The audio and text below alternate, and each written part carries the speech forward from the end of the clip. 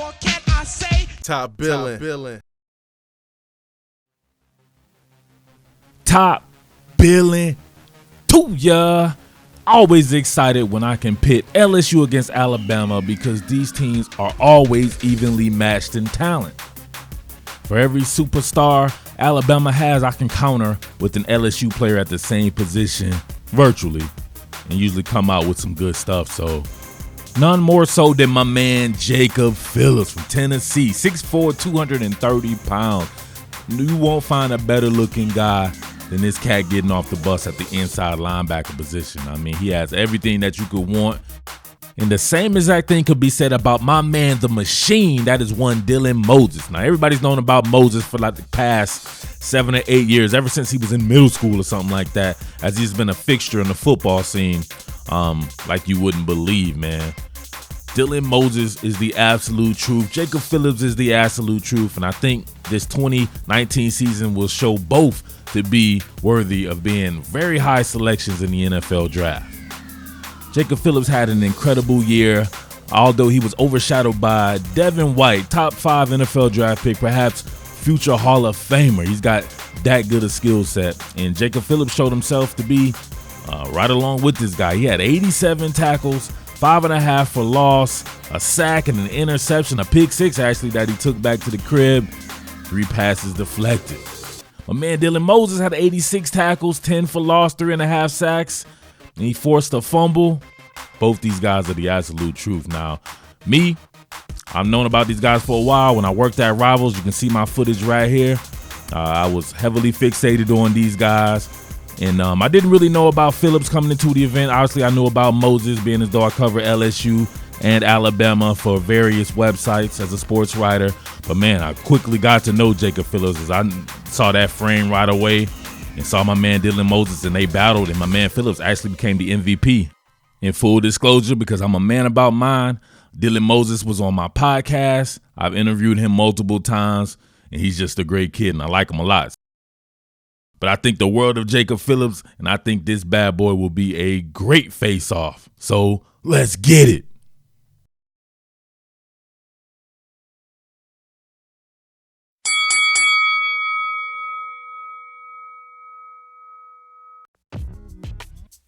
All right, here we go. This is going to be nuanced, but this is a position that I play that's near and dear to my heart, just like safety and running back right here. So the ability to get off blocks, stacking and shedding blocks. We see my man Phillips right here encountering in contact. What does he do? Stacks that bad boy, sheds it, and gets in on the play. I had a coach who absolutely loved for players to be able to stack and shed blocks like we see right here. But then you have your players that are great at knifing gaps, right? Dylan Moses right here. Knifing gaps, sifting, scraping, searching. Not necessarily the type to really get involved with blocks and discard those bad boys. Not really his style, but that doesn't mean he ain't the absolute truth. Same thing right here for Jacob Phillips. Look at the FBI right here. Football intelligence, right? He could have shot the gap, but he would have been in breach of abstinence, working in another man's gap. You don't want to be in another man's gap right there, but you see him right there. He holds, works contain, gets in on the play. But he too, you see right here, has the ability to knife gaps. These guys can pretty much flip each other's style, and they both have the frame. Dylan Moses, both of these guys are pretty much 230 pounders. Look at this right here. I love this right here. Ability to make impact tackles at and around the line of scrimmage. I really don't care about tackles 10 yards down the field, unless there's some crazy tackles like we'll see later on. But check this out right here. Same kind of thing. Impact tackles working around the line of scrimmage. Don't get it twisted now. Phillips is also able to knife gaps and make impact plays at or behind the line of scrimmage. But man, I think the difference in their games at this particular level is what they do and how they impact the passing game. Dylan Moses is crazy with his blitzes. He almost had 4 sacks. He's real good, as we saw right there in the Green Dog blitz.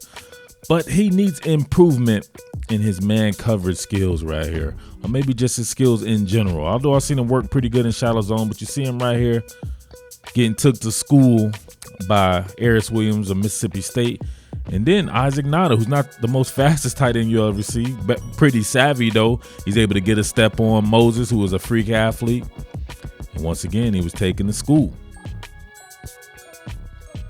He was reaching at the 5-yard line with 2 hands. You don't do that, man. But check this out. Your boy Phillips, clogging passing lanes, understanding how to pass off coverage when there's man principles within a zone confinement. You see him right there. He could have easily followed the inside right there, but he bluffed it, took a step like he was doing that, then clogged right back up in the passing lane. And there you have it. Pick 6.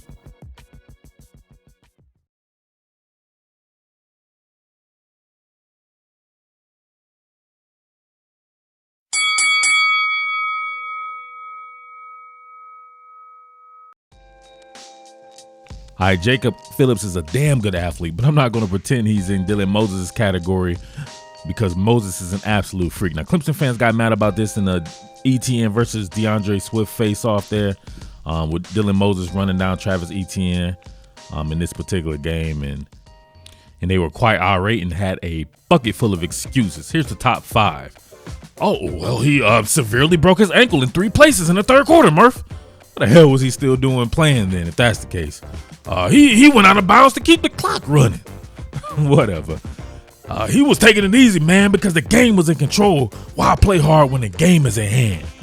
Because it's football, month. Oh, damn, man, that damn linebacker was 25 yards downfield already, man. He already had an angle. Yeah, and the number 1. Well, I'll be John Brown. I'm unsubscribing, Murph. You were being unfair to Etienne with that Alabama 5-star freak that I've actually never heard of because I just started watching Clemson football when they won this game. Man, get your lame ass out of here. I never asked you to subscribe personally in the first place. Only one real football heads here. Let's get back to it. I think people forget that Dylan Moses was on his way to being a 5-star running back himself. The guy, I think, would have been a really good running back in college. And man, that wasn't the first time he chased somebody down. Look at him chasing down a receiver like 50 yards down the field.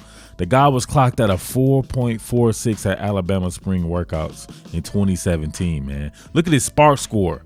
He had a faster 40 time than Devin White, who ended up running a damn 4.42 at the NFL Combine when it really counts. And Moses did that his junior year in high school. Moses reminds me of future Hall of Famer Patrick Willis, formerly of Ole Miss, San Francisco 49ers fame. My man was the king of being able to sift and search, maybe skirt around blocks, get you down in the open field, but he had that severe blinding speed, and his closing speed and hitting ability definitely very reminiscent of what we see from Dylan Moses. And your boy Jacob Phillips reminds me of one of the best NFL linebackers right now, Bernardrick McKinney, 6'4", one of those guys who can be a traffic cop, can work within and amongst trash. We see him right there with the great closing speed himself, just a physical freak. But who you got?